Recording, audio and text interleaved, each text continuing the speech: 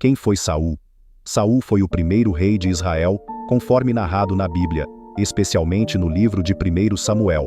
Ele foi escolhido por Deus e ungido pelo profeta Samuel. Saul começou seu reinado com grande sucesso militar e popularidade, mas, ao longo do tempo, enfrentou dificuldades, incluindo desobediência às instruções divinas e conflitos com Davi, que se tornaria seu sucessor. Sua história é marcada por tragédias pessoais e a gradual perda de poder, culminando em sua morte em batalha contra os filisteus. Saul é uma figura complexa, representando tanto os desafios da liderança quanto os conflitos internos. Antes de Saul, Israel era governado por um sistema de juízes.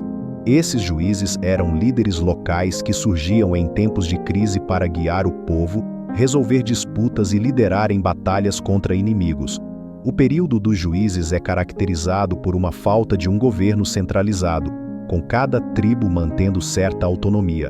Algumas das figuras notáveis desse período incluem Débora, uma profetisa e juíza que liderou Israel em uma vitória contra os cananeus. Gideão, conhecido por derrotar os midianitas com um pequeno exército. Sansão, famoso por sua força e suas lutas contra os filisteus. Esses juízes atuavam sob a direção de Deus, mas a falta de uma liderança forte e unificada frequentemente levava a um ciclo de opressão e libertação. A insatisfação com esse sistema contribuiu para o pedido do povo por um rei, resultando na escolha de Saul. Agora falaremos dos feitos de Saul. Os feitos de Saul, como o primeiro rei de Israel, incluem 1. Unificação das tribos. Saul conseguiu unir as tribos de Israel em um reino centralizado, algo que era difícil antes dele. 2. Vitórias militares. Ele teve várias vitórias contra inimigos como os amalequitas e os filisteus, fortalecendo a posição de Israel na região. 3. Inauguração da monarquia. Saul foi o primeiro a ser ungido rei, marcando o início da monarquia israelita e o estabelecimento de uma nova forma de governo. 4. Conflito com os filisteus. Saul lutou frequentemente contra os filisteus, incluindo a famosa batalha em que enfrentou Golias, um dos guerreiros filisteus, através de Davi. 5. Estabelecimento de uma corte. Ele organizou uma corte e recrutou soldados, criando uma estrutura governamental que precederia as futuras monarquias. Esses feitos ilustram tanto as conquistas quanto os desafios de Saul como líder. Agora falaremos sobre as desobediências de Saul. As desobediências de Saul são centrais em sua história e contribuem para sua queda como rei. Aqui estão algumas das principais. 1. Desobediência em relação a Agag.